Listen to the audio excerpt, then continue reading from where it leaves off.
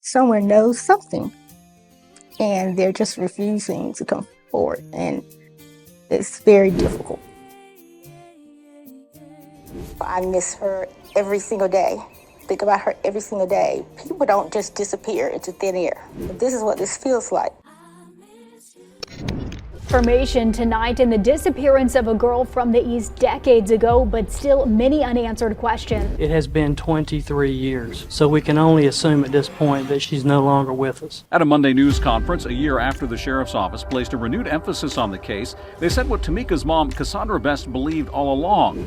Cassandra's boyfriend at the time, Eric Moore, is the suspect in her disappearance and likely death. She left her shoes and her purse. She had money in her purse. She left that. And this particular evening, it had rained earlier and it had turned really cool. So I know she would not have just walked out without her shoes on. Timeka deserves closure as well as her mother. She is again pleading for anyone with information to come forward. But I know for the family's sake, they need some kind of closure. Hope against hope. We hope she's still alive.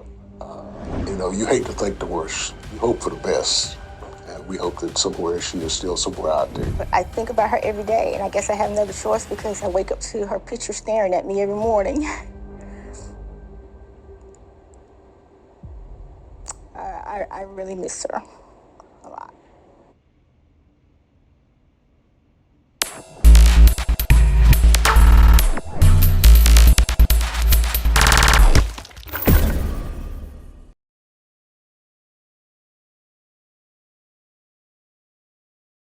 Timeka was 16 years old at the time of her disappearance and was born on September 8, 1984. She is described as a vibrant, spirited, and loving girl from the heart of North Carolina. Born and raised in a close-knit community, Timeka exuded warmth and authenticity. It was easy for her to make friends, and she was known for her infectious laugh and genuine interest in others. Timeka was a typical teen who loved to draw, spent time with her family, and danced to her favorite music. She lived with her mother, Cassandra Best, and her grandmother on South Street in Grange, North Carolina. Cassandra is described in the media as a single mother who dedicated her life to providing a loving and nurturing environment for her daughter, Timeka. Despite facing numerous challenges, Cassandra was determined to overcome adversity and create a stable and supportive home for her family. And everything was fine with the small family up until the summer of 2001. Unfortunately, Cassandra's life took a dramatic turn once she was introduced to a man named Eric Moore. Reports did not state how long the two were in a relationship. However, it was known that Moore hid a lot of secrets from her while they were dating, because unbeknownst to Cassandra, Moore had a lengthy criminal record. From 1988 until 2005 included kidnapping, theft, assault, and crimes involving minors. Collectively, he served more than 20 years in prison for all of these offenses. All in all, the relationship did come to an end, but it's unclear what led up to her wanting to break up. However, as she was contemplating her exit, a horrifying incident took place. On the evening of May 12, 2001, while Cassandra was asleep, Moore allegedly kidnapped her beloved daughter, Timeka, and she hasn't been seen since.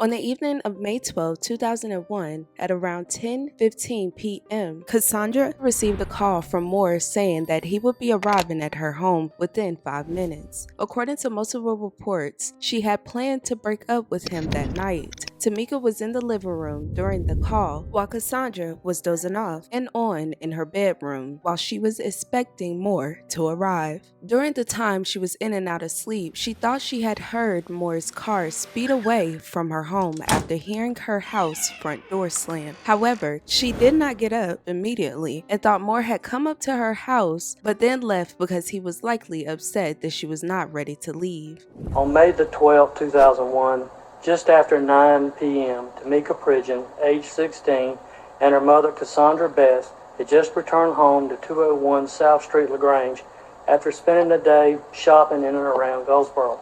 As with many teenagers, Timeka began calling and conversing with her friends by telephone in the living room of the home. Her mother, Cassandra Best, decided to take a nap in a bedroom that's adjoining the living area where Timeka was at, before she was to go out with her boyfriend at that time, Eric Earl Mercer Moore.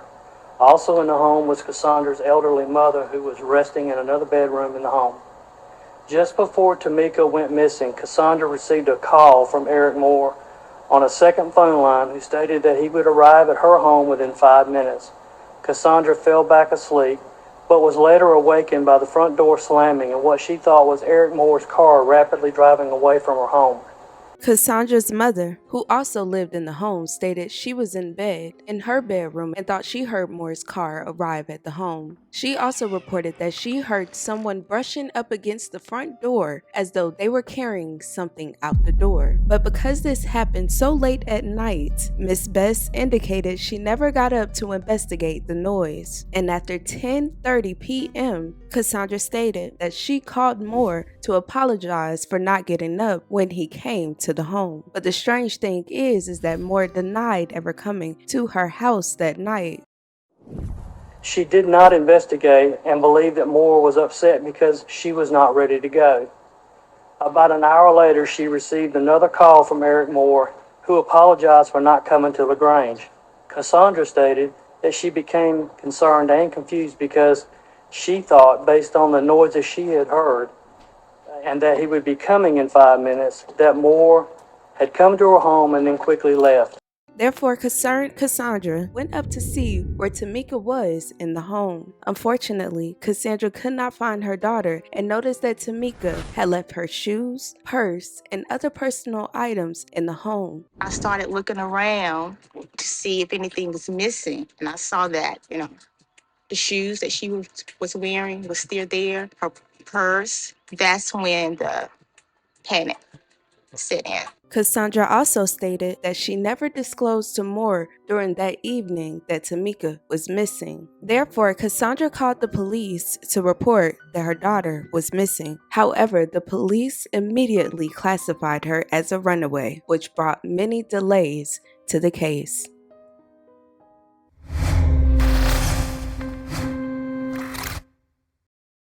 There just wasn't enough attention on it when it first happened. When people say those first 48 hours are so crucial, that is true.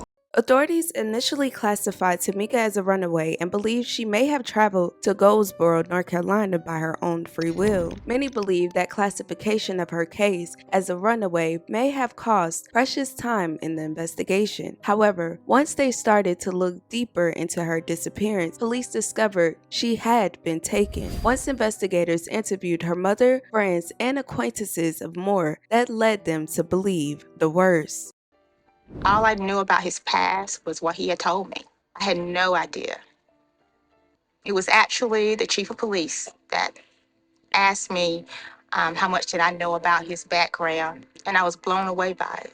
I go day to day. I cannot accept that she's no longer with us without solid proof of that. Although there were no signs of struggle or forced entry inside the home, one of Timeka's friends told the police that she was on the phone with her, but Timeka ended the call because someone was knocking on the door. After speaking with Cassandra about her memories of that night, eventually investigators would turn their attention to her boyfriend, Eric Moore. Moore was interviewed sometime after Timeka went missing, but he denied ever going to Grange on the night of May 12. Instead, Moore stated that he was held up after running across acquaintances in Goldsboro. He indicated that he called Cassandra on the night of May 12, but no one answered the phone, so he decided not to come to Grange. However, Moore's cell phone and cell tower records tell a completely different story. At the time of the incident, Moore's phone was pinged from cell phone towers only 2 to 3 miles away from Cassandra's place.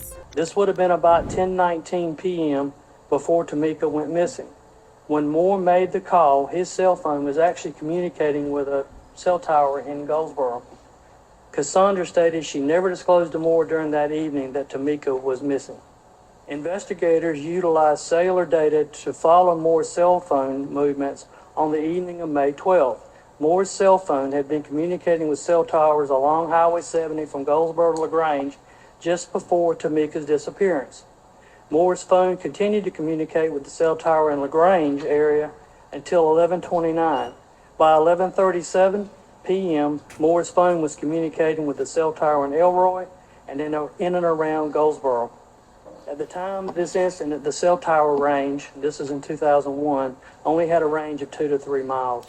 Investigators also interviewed those acquaintances he was with during the early morning hours of May 13th. And according to reports, investigators interviewed 2 women from Charlotte who met Moore at the Holiday Inn in Goldsboro just after Timeka's disappearance. The women stated that when Moore arrived to the room, he was highly agitated, sweating, and constantly looking out the window. One of the women stated that Moore's appearance was unusual and his knees were dirty and very ashy in appearance. Investigators interviewed 2 females from Charlotte who met Moore at a Holiday Inn in Goldsboro during the early morning hours of May 13th, just after Timeka's disappearance. The female stated that when Moore arrived at the room, he was highly agitated, sweating, constantly looking out the window. One of the females stated that Moore's appearance was unusual. His knees were dirty and very ashy in appearance. They remarked that Moore left the hotel room while he was there to move his car from one that was close to the building to one that was in the back of the parking lot. During the same interview, the female stated that Moore was asked what was wrong, and Moore reportedly replied that his daughter was missing. Moore often referred to Timeka as his daughter, although there's no biological relationship between the two. One of the females stated that she asked Moore why his car had been moved to the back of the parking lot, and Moore's response was, "If my daughter walks by, she would wait by the car or come in." This was critical information because Cassandra had not disclosed to Moore that Timeka was missing until the next morning. This was critical information because Cassandra had not disclosed to Moore that Timeka went missing until the day after on May 13th. Cassandra stated that when she informed Moore of Timeka's disappearance, he returned to her home in Grange that Sunday. Cassandra also stated that Moore arrived to her home that afternoon. His car had been thoroughly cleaned as if it had been detailed. She said Moore's car was usually found in an unkept condition. In addition, Moore kept a handgun wedged between the driver's seat of his car, but it was missing. When Moore was interviewed, he admitted that he did not learn of Timeka's disappearance until the next morning. How could Moore know Timeka was missing when he had not been informed of her disappearance till the next day? On May 13th, the day after Timeka went missing, Cassandra stated that Moore said he was going to his mother's home in Greenville to celebrate Mother's Day. Cassandra stated that she then informed Moore of Timeka's disappearance. She stated that Moore said he would return to her home in LaGrange after visiting his mother. Cassandra stated that when Moore arrived at her home that afternoon, his car had been thoroughly cleaned as if it had been detailed. She said Moore's car was usually found in an unkempt condition. In addition, Cassandra stated that Moore, a convicted felon, kept a handgun wedged between the driver's seat and the console of his car. She said that she went out and intentionally looked in the car to see if she could see the firearm and noticed that it was missing. While Moore was at Cassandra's home, Cassandra stated many of her family members had gathered at the home because of Timeka's disappearance.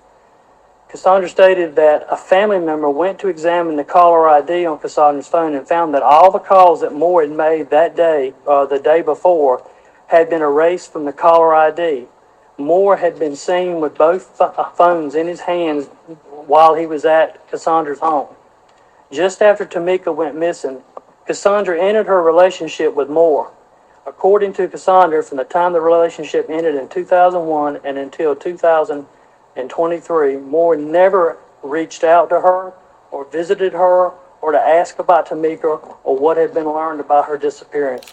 And after that appearance, according to multiple reports, Moore no longer spoke to Cassandra after Timeka's disappearance. However, 2 years later, Moore committed yet another crime with a minor and was convicted for it in 2006. He was to serve a minimum of 9 years in prison, and he was released in 2015. On October 4, 2023, Moore died in Pitt County of an illness. A few weeks before Moore's death, he was interviewed again by the local authorities, but he then again denied any involvement in Timeka's disappearance. On May 14, 2024, authorities held a press conference for Timeka's case and stated they would not give up on her case. Okay, we're going to go ahead and get started. My name is Brian Hanks. I'm the Public Information Officer for Lenoir County and the Lenoir County Sheriff's Office. A very big press conference. We appreciate all of y'all coming out here today for this.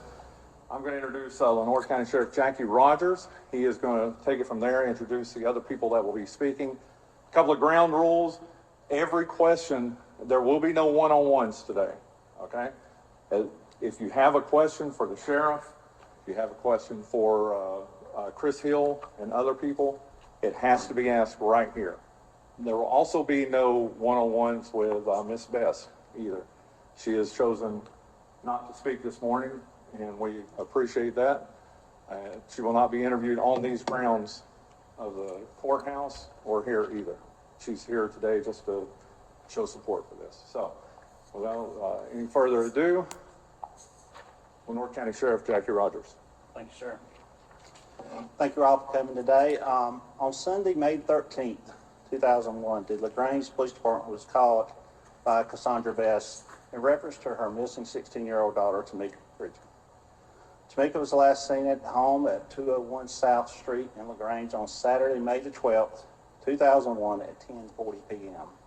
Today, in full disclosure, we're going to share with the media and citizens of this county evidence in this case and who we feel is responsible for her disappearance. I would like to introduce law enforcement officials that is going to speak, that worked numerous hours on this case throughout the years and has got us to where we are today. Retired Lenoir County Sheriff's Office employee Chris Hill, who was serving as sheriff when he retired back in 2014. I hired him back to in a part-time capacity for the jail and to work cold cases. He has spent the last year working on this case, re-interviewing witnesses and interviewing the suspect that we believe that is responsible for Timeka's disappearance. John Ray, retired from the SBI. He spent hundreds of hours on this case and developed the suspect. Reed Sasser with the SBI. I also want to introduce the mother, Cassandra Bess, Timeka's mother. She's here with us today. In 2009, the LaGrange Police Department was disbanded and the Lenoir County Sheriff's Department inherited the missing persons case. The case has been reviewed over the years, and in 2023, the Sheriff's Office announced it would be taking another look at the case. On October 4th, 2023, Eric Moore, age 53, died in Pitt County of an illness.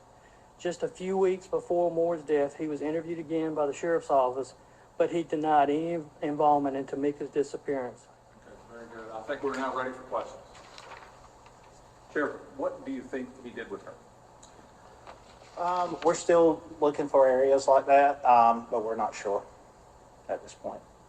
We're hoping that this will generate some talks and maybe come to a conclusion where we can. Is there any thought that she's still alive? Well, we're uncertain at this point. I would like to confirm that, while we believe that Eric Earl Mercer Moore is the person responsible for Timeka's disappearance, we will never stop looking for Timeka. What is it that you want the community to do? How can they get involved? If Eric had carried on the conversation with anyone about the case to come forward, he's deceased. There wouldn't be any repercussions for that. But the main purpose we're here now is we want to find Timeka. What else can you say about the conversation with him prior to him passing away? That would be for Mr. Hill. So there's really nothing more I can add. He just reiterated that he was not responsible for Timeka's disappearance.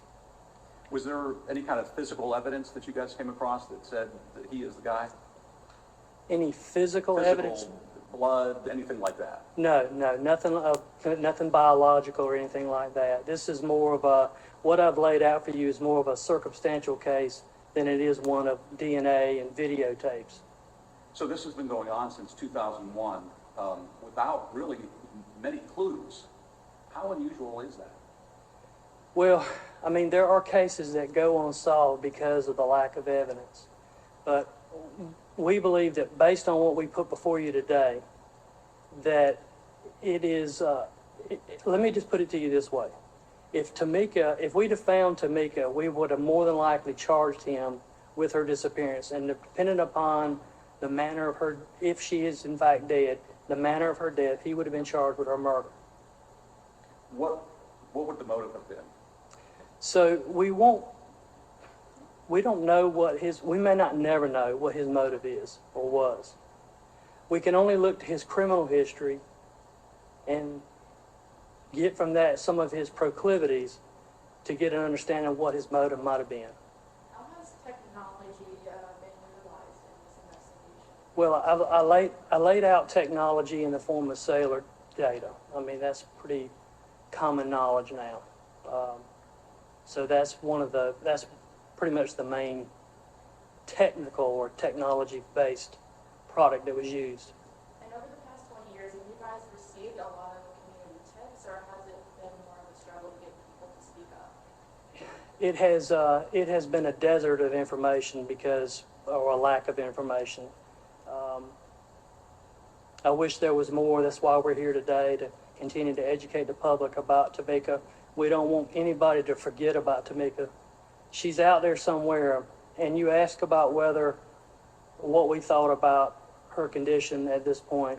And while the sheriff provided an answer to you, and I've talked to Cassandra, her mother, about this, it has been 23 years. So we can only assume at this point that she's no longer with us. When you talk about some tips that have come in from the community, I know I received some and I passed those along to the sheriff's office. Do you know if some of those things panned out? Did they turn out not to be anything? Were they followed up on? Unfortunately, I'm not sure exactly what tips you were talking about. I do not. We never received any tips from the media on the case. I know that I sent some to you directly, and I think that you responded to me. Yeah, about that. we interviewed them, the people involved in the tips, but the information that we received, we've searched a couple of areas that the tips sent us to, but unable to locate it. And we've searched many areas ourselves that, just with the cellular data we had, just to pinpoint locations he was at that night, we've searched several of those areas also. And to clarify, when did you send those, Mr. Gordon? Would have been last year when this was reopened. It was some Goldsboro information, Yeah, and that's things right. like that. We did check them, but it didn't come up. And so there'll be more searches then. Absolutely. Sheriff, I want to ask you too, I believe you're from Lenoir County, you were here, and I believe in Grange specifically. Yes, sir. So you were here when she went missing. This has got to be a little bit personal for you too. It is. She went missing about 3 miles from my residence. The areas that we have searched are within a mile of my residence. So it's very personal, and God forbid that our children are our lives, and I pray for Miss Cassandra every day about trying to locate her, Timeka, and it is very personal because I was a state trooper in 2001. And I was stationed here in North County, and I remember the case. And how do you maintain hope after so many years to find her? I think with anybody with kids, you're going to remain hopeful that your kids are well, but you realize that, some closure in the case would be located to me in any manner. And there'd be some closure for the family, so. Okay. Anyone else?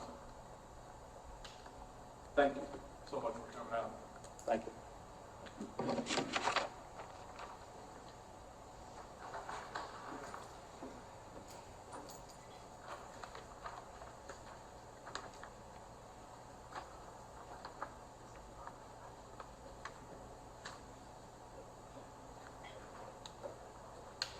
Multiple areas have been searched over the past years, and more searches are planned for spring 2024. If anyone has any information concerning this case, they are asked to use the LCSO eTips online service to provide anonymous information or by contacting LCSO at 252-559-6100. This is absolutely devastating. It's sad to hear that the police department has shut down. I do think the past investigators and deputy on this case did a good job with the information. I just wish it would have led to an arrest and her being found. You guys, let me know your thoughts and your opinions down below. Let's please be respectful in the comments. And I thank you all so much for watching. I love you all dearly. And with that being said, please don't forget to check on your loved ones.